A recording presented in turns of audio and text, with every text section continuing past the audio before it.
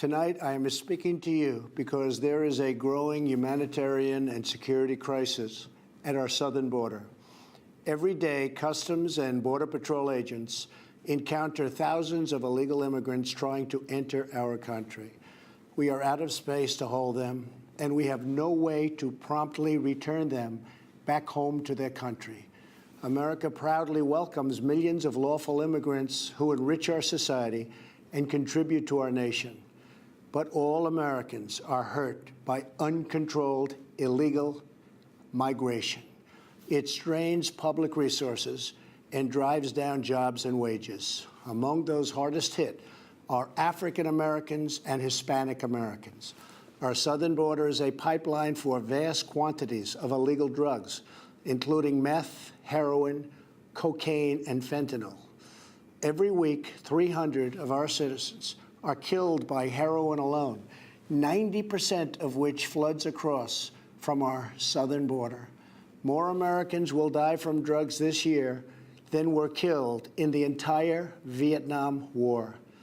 In the last 2 years, ICE officers made 266,000 arrests of aliens with criminal records, including those charged or convicted of 100,000 assaults, 30,000 sex crimes, and 4,000 violent killings. Over the years, thousands of Americans have been brutally killed by those who illegally entered our country, and thousands more lives will be lost if we don't act right. My fellow Americans, tonight I'd like to talk with you about immigration. For more than 200 years, our tradition of welcoming immigrants from around the world has given us a tremendous advantage over other nations. It's kept us youthful, dynamic, and entrepreneurial. It has shaped our character as a people with limitless possibilities. People not trapped by our past, but able to remake ourselves as we choose. But today, our immigration system is broken, and everybody knows it. Families who enter our country the right way and play by the rules watch others flout the rules. Business owners who offer their workers good wages and benefits see the competition exploit undocumented immigrants by paying them far less. All of us take offense to anyone who reaps the rewards of living in America without taking on the responsibilities of living in America. And undocumented immigrants who desperately want to embrace those responsibilities see little option but to remain in the shadows or risk their families being torn apart. Good evening. I've asked for a few minutes of your time to discuss a matter of national importance, the reform of America's immigration system. The issue of immigration stirs intense emotions, and in recent weeks, Americans have seen those emotions on display. On the streets of major cities, crowds have rallied in support of those in our country illegally. At our southern border, others have organized to stop illegal immigrants from coming in. Across the country, Americans are trying to reconcile these contrasting images. And in Washington, the debate over immigration reform has reached a time of decision. Tonight, I will make it clear where I stand and where I want to lead our country on this vital issue. We must begin by recognizing the problems with our immigration system. For decades, the United States has not been in complete control of its borders. As a result, many who want to work in our economy have been able to sneak across our border, and millions have stayed. Once here, illegal immigrants live in the shadows of our society. Many use forged documents to get jobs, and that makes it difficult for employers to verify that the workers they hire are legal. Illegal immigration puts pressure on public schools and hospitals. It strains state and local budgets and brings crime to our communities. These are real problems. Yet we must remember that the vast majority of illegal immigrants are decent people who work hard, support their families, practice their faith, and lead responsible lives. They are a part of American life, but they are beyond the reach and protection of American law. We're a nation of laws, and we must enforce our laws.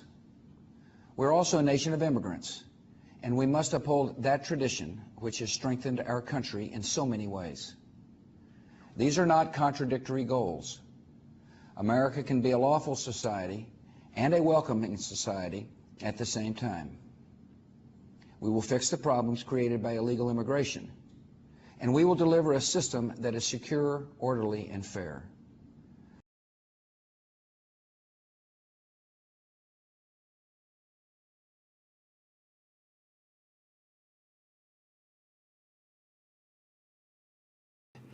My administration has presented Congress with a detailed proposal to secure the border and stop the criminal gangs, drug smugglers, and human traffickers. It's a tremendous problem. Our proposal was developed by law enforcement professionals and border agents at the Department of Homeland Security. These are the resources they have requested to properly perform their mission and keep America safe, in fact, safer than ever before. The proposal from Homeland Security includes cutting-edge technology for detecting drugs, weapons, illegal contraband, and many other things. We have requested more agents, immigration judges, and bed space to process the sharp rise in unlawful migration fueled by our very strong economy. Our plan also contains an urgent request for humanitarian assistance and medical support. Furthermore, we have asked Congress to close border security loopholes so that illegal immigrant children can be safely and humanely returned back home. First, we'll build on our progress at the border with additional resources for our law enforcement personnel, so that they can stem the flow of illegal crossings and speed the return of those who do cross over.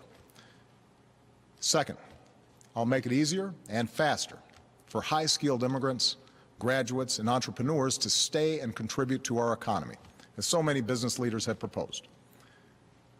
Third, we'll take steps to deal responsibly with the millions of undocumented immigrants who already live in our country. I want to say more about this third issue because it generates the most passion and controversy. Even as we are a nation of immigrants, we're also a nation of laws. Undocumented workers broke our immigration laws, and I believe that they must be held accountable, especially those who may be dangerous. That's why over the past 6 years, deportations of criminals are up 80%. And that's why we're going to keep focusing enforcement resources on actual threats to our security. Felons, not families. Criminals, not children. Gang members, not a mom who's working hard to provide for her kids. We'll prioritize, just like law enforcement does every day. But even as we focus on deporting criminals, the fact is millions of immigrants in every state, of every race and nationality, still live here illegally. And let's be honest, tracking down, rounding up, and deporting millions of people isn't realistic. Anyone who suggests otherwise isn't being straight with you. It's also not who we are as Americans. After all, most of these immigrants have been here a long time. They work hard, often in tough, low-paying jobs. They support their families. They worship at our churches. Many of their kids are American-born or spent most of their lives here. And their hopes, dreams, and patriotism are just like ours. First, the United States must secure its borders. This is a basic responsibility of a sovereign nation. It is also an urgent requirement of our national security. Our objective is straightforward.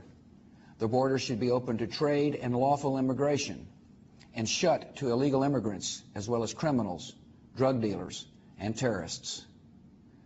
I was the governor of a state that has a 1,200-mile border with Mexico. So I know how difficult it is to enforce the border and how important it is.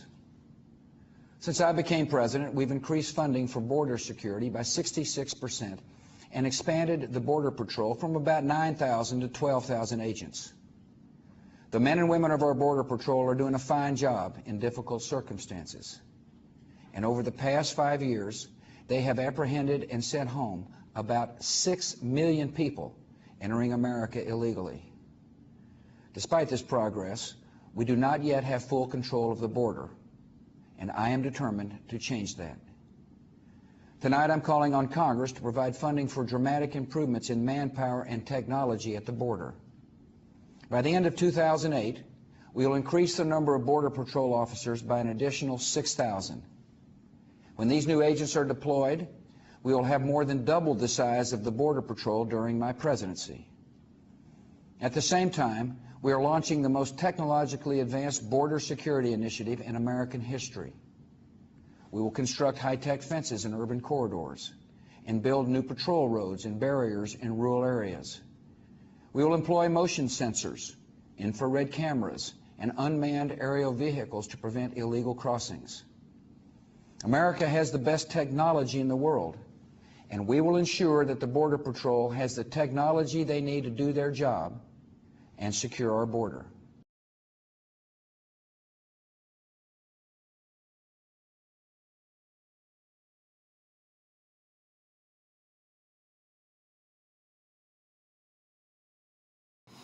Finally, as part of an overall approach to border security, law enforcement professionals have requested $5.7 billion for a physical barrier. At the request of Democrats, it will be a steel barrier rather than a concrete wall. This barrier is absolutely critical to border security. It's also what our professionals at the border want and need. This is just common sense. Democrats in Congress have refused to acknowledge the crisis, and they have refused to provide our brave border agents with the tools they desperately need to protect our families and our nation. The federal government remains shut down for one reason, and one reason only, because Democrats will not fund border security. And to those members of Congress who question my authority to make our immigration system work better, or question the wisdom of me acting where Congress has failed, I have one answer. Pass a bill. I want to work with both parties to pass a more permanent legislative solution.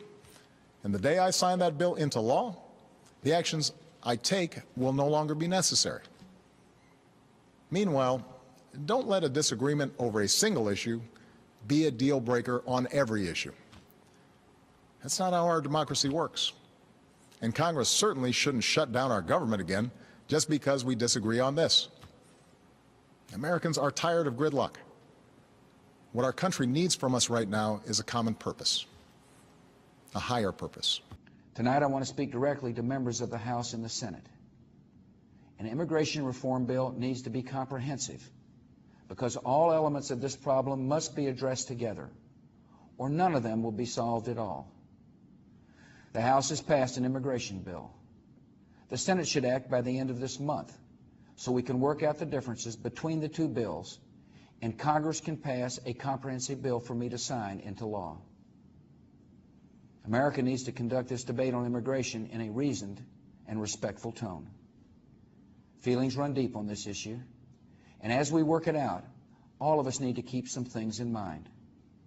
We cannot build a unified country by inciting people to anger, or playing on anyone's fears, or exploiting the issue of immigration for political gain.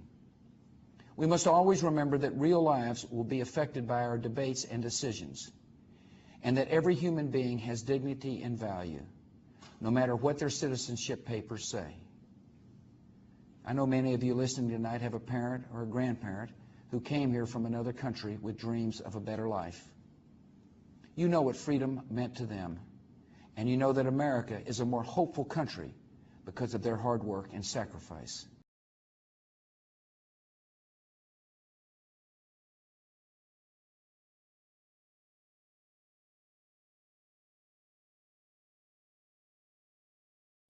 America's heart broke the day after Christmas when a young police officer in California was savagely murdered in cold blood by an illegal alien who just came across the border. The life of an American hero was stolen by someone who had no right to be in our country. Day after day, precious lives are cut short by those who have violated our borders.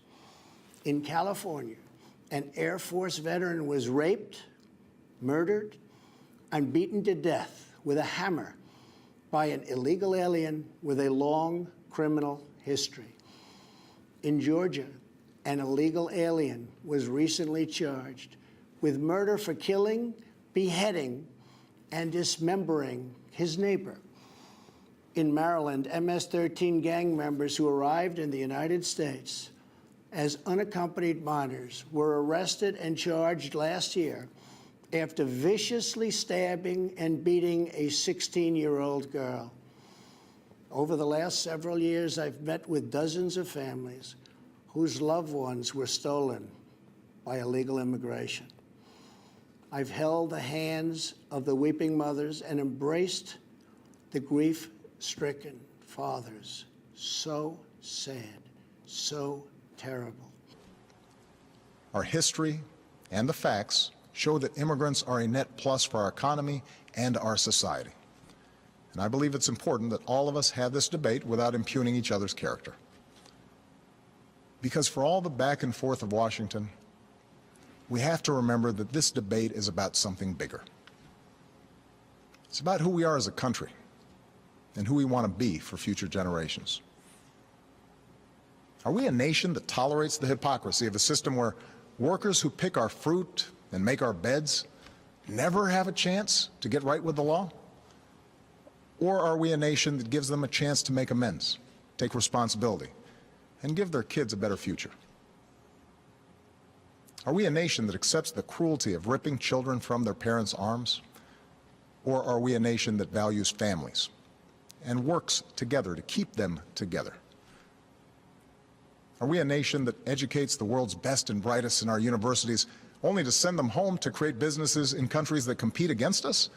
Or are we a nation that encourages them to stay and create jobs here, create businesses here, create industries right here in America? That's what this debate is all about. We need more than politics as usual when it comes to immigration. We need reasoned, thoughtful, compassionate debate that focuses on our hopes, not our fears. I know the politics of this issue are tough, but let me tell you why I have come to feel so strongly about it. Over the past years, I've seen the determination of immigrant fathers who worked 2 or 3 jobs without taking a dime from the government and at risk any moment of losing it all just to build a better life for their kids. I've seen the heartbreak and anxiety of children whose mothers might be taken away from them just because they didn't have the right papers. I've seen the courage of students who, except for the circumstances of their birth, are as American as Malia or Sasha, students who bravely come out as undocumented in hopes they could make a difference in the country they love.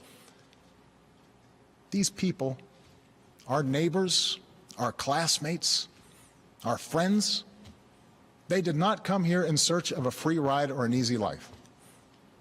They came to work and study and serve in our military, and above all, contribute to America's success. Now, tomorrow I'll travel to Las Vegas and meet with some of these students, including a young woman named Astrid Silva. Astrid was brought to America when she was 4 years old. Her only possessions were a cross, her doll, and the frilly dress she had on. When she started school, she didn't speak any English. She caught up to other kids by reading newspapers and watching PBS. And she became a good student. Her father worked in landscaping. Her mom cleaned other people's homes. They wouldn't let Astrid apply to a technology magnet school, not because they didn't love her, but because they were afraid the paperwork would out her as an undocumented immigrant.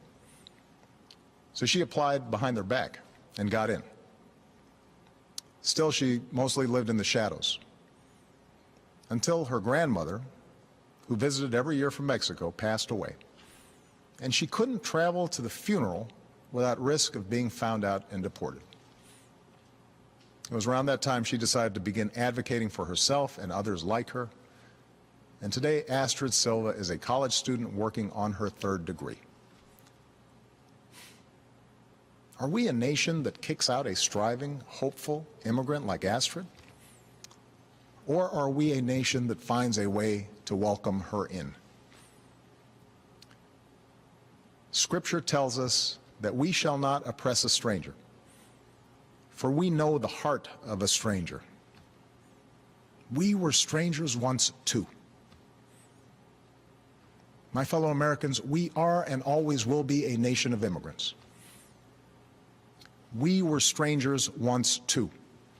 And whether our forebears were strangers who crossed the Atlantic or the Pacific or the Rio Grande, we are here only because this country welcomed them in and taught them that to be an American is about something more than what we look like or what our last names are or how we worship. What makes us Americans is our shared commitment to an ideal, that all of us are created equal, and all of us have the chance to make of our lives what we will. As president, I've had the opportunity to meet people of many backgrounds and hear what America means to them. On a visit to Bethesda Naval Hospital, Laura and I met a wounded Marine named Guadalupe Danohan. Master Gunnery Sergeant Danohan came to the United States from Mexico when he was a boy. He spent his summers picking crops with his family. And then he volunteered for the United States Marine Corps as soon as he was able. During the liberation of Iraq, Master Gunnery Sergeant Danohan was seriously injured.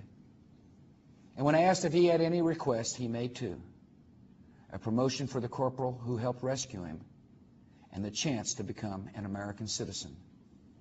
And when this brave Marine raised his right hand and swore an oath to become a citizen of the country he had defended for more than 26 years, I was honored to stand at his side. We will always be proud to welcome people like Guadalupe Danohan as fellow Americans. Our new immigrants are just what they've always been: people willing to risk everything for the dream of freedom. And America remains what she has always been: the great hope on the horizon, an open door to the future, a blessed and promised land. We honor the heritage of all who come here, no matter where they come from, because we trust in our country's genius for making us all Americans, one nation, under God.